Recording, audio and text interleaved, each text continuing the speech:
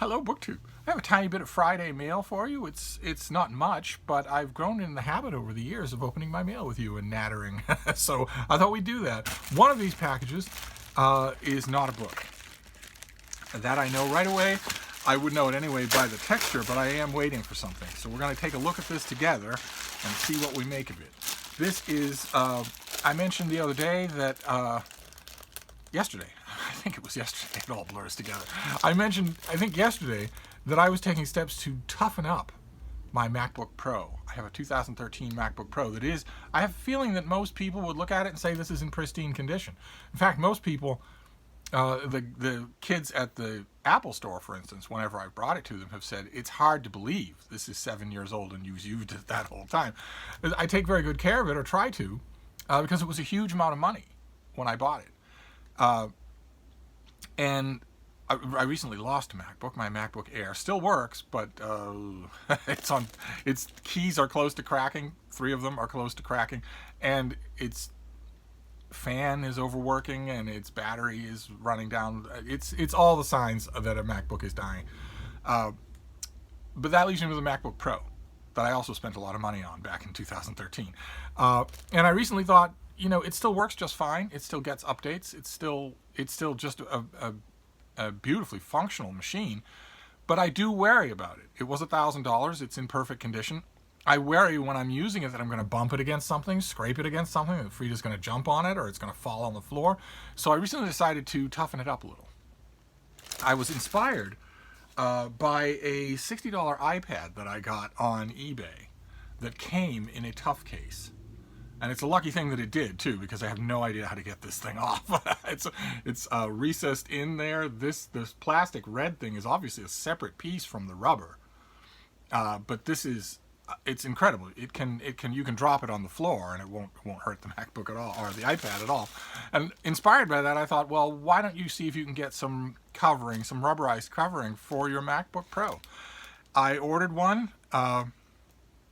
It turned out to be a lot more plastic than rubber, and I'm not sure how much protection it is. It does nevertheless give me a small amount of psychological comfort to have this armor on the thing that doesn't make it look bad.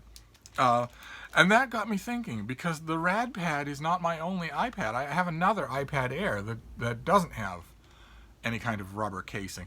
I had an ornate leather case for it, but it was the type that I don't like. It was a folding cover, and it was the type of thing that you sink the iPad into. So there are little crevices everywhere where stuff can get. And you basically have to take it out of that covering in order to clean it. And I like to keep my iPads fairly clean, so I like it, but I thought I would try armor plating instead for that other iPad. And since I already have one of these cases, I think this is a gumdrop. Is that what this is called? Yeah, a gumdrop case. Since I already have one of these, I thought I'd try a different kind, and that's what this is. That's what came today. And this is not stiff at all, which is kind of unusual. Oh, you look at that.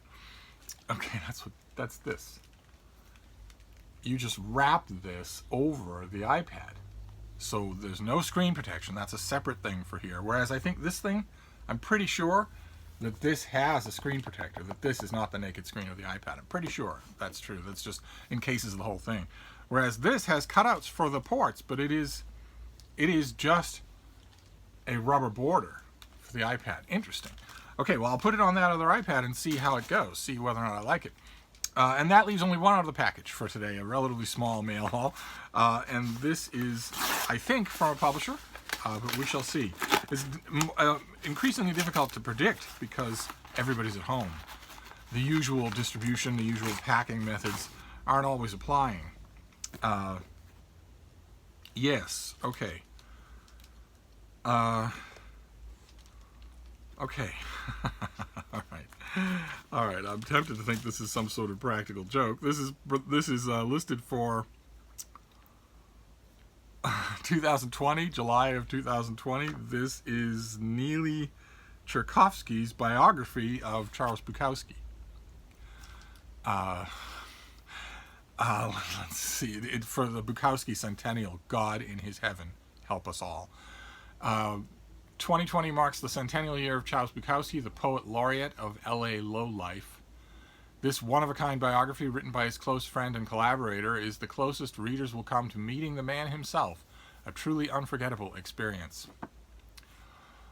In this revised and expanded edition of the long out-of-print Hank, The Life of Charles Bukowski, the author shares intimate stories from his decades of experiences with Bukowski and brings into focus the life and complexities of a great American writer.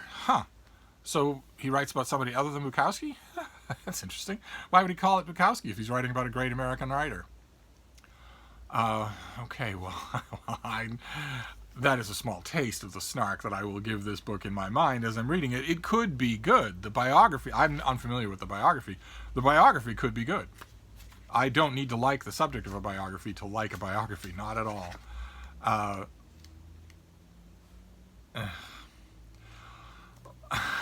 I don't like the subject of the biography at all.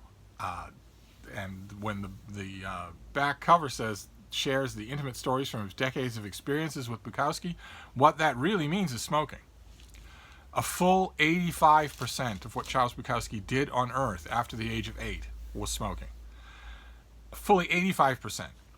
And the 15% that remains, you have to divvy up among sleeping, drinking, writing bad books, hanging out in dive bars, all of that. You have to. That 15% has to cover everything else, because 85% of it was burning his own lung tissue, almost 24 hours a day, taking time off mainly to write really bad books, which isn't quite redundant. I know they're absolute signposts of Dude Bro Lit. Oh my God, this is one of the gods of Dude Bro Lit. Purely for the same reasons as all the other gods are in the pantheon of Dude Bro Lit, not at all for the prose. The prose is justified after the fact by Dude Bro aficionados. The main thing is that they want to be the guy. They want to be the guy. And as is true with a huge number of Dude Bro aficionados, they want the guy to justify their own chemical addictions, whether it's raging alcoholism or tobacco addiction or whatever, or an addiction to treating women like garbage. One way or another, they see the figure and they want that justification. And I always want to tell them, I have over many years said to many Dude Bro aficionados, instead of ruining your life, ruining your physical health in order to get the justification from a dead writer, why don't you channel that energy into writing? Why don't you see what you would write if you tried? If you're going to idolize a writer, why don't you idolize them at least for the right reasons? But as you can tell, I'm going to get all this ranting out of my system, but I will read the book with an open mind. I'll wait until July to do it. But it doesn't matter to me that I hate the subject. That's not a bar to biography. So there you go. What a weird mail haul. So we have a biography of Charles Bukowski issued for his centennial anniversary. And we have a rubber frame for an iPad. A very minimal thing, just a rubber frame for it. Oh, what are you doing, baby? What are you doing? Oh. What are you doing? You're making trouble down there. They all want to see you more than they want to see me. They do. Oh, you're so cute. I love you, baby. Heat has come to Boston. Heat, and today humidity has come to Boston. And Hyde Cottage is very cool in every way, but also temperature-wise. It's very cool. It sheds heat very well. But even so, when it gets up to be 90 or 92 or 93, whatever it's going to be today, then there's no real escape from it other than putting the air conditioning unit in the window, and I really don't want to do that. I really don't want to do that. I wouldn't rather not have it on at all. I'm pretty sure that by the end of the summer, I'm going to have to run it every once in a while just for Frida's sake. But I in previous years, even with 2 old sick dogs who were really prone to overheating, I usually didn't have to run the air conditioner at all until the 4th of July. I don't know. That's an artificial distinction. It's a completely artificial distinction. What does the 4th of July mean anyway? When we're going on 3 solid weeks of watching military armored U.S. police beat, truncheon, tear gas, and ram with automobiles and tanks peaceful protesters. Going on 3 weeks of that, hardly any of those officers have lost their jobs. All of the protesters are protesting systemic racist violence in the police departments themselves.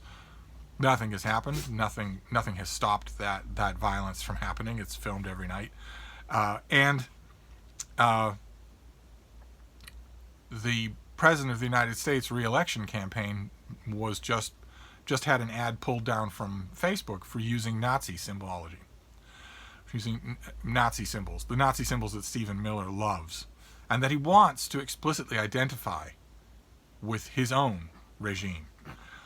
So I don't know what the 4th of July means anymore. I have no idea. I have no idea at all. Half the country, maybe not half, a third of the country thinks that it's a patriotic victory in the culture wars to refuse to wear a face mask during a pandemic. So what I'm saying is the 4th of July is probably an artificial date just in general. I should probably just look at the weather to determine when I'm going to put the air conditioning unit in. But I'd rather not do it at all. So we shall see. But even the small amount of heat and humidity that has started to trickle into Hyde Cottage has been enough to make Frida wilt a little around the edges. So I don't imagine, by late this afternoon, I don't imagine I'm going to be getting much life out of my little bean. Isn't that true? Isn't that true, baby? Huh? Oh, isn't that true? Oh. What you doing? Huh? There's a thumbnail. So anyway, that was the mail. Thank you very much for the company. I will hopefully have more mail tomorrow. That would be great. And more books would be great. But I will report back about the iPad protector. And I'll be back with Bookish Talk as well today. So I will see you soon. Thank you, BookTube.